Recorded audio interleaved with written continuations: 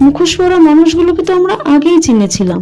তবে হ্যাঁ, তুমি আমাদের এইটা শিখিয়েছো কিভাবে মুখোশ পরা মানুষগুলোর সাথে থেকে তাদের মতো মুখোশ পরতে হয়, নাহলে তুমি যে বাঁচতে পারবে না। এটা তুমি শিখিয়েছিলে। তুমি রোজ রাতে কানের সামনে এসে বলতে, নিজের কথা কোনোদিনও কাউকে বলবি না, যেই কাজটা করবি কাজটা করার আগে কথাটা কাউকে বলবি না। এইগুলো হয়তো তোমার থেকে নতুন শিখলাম।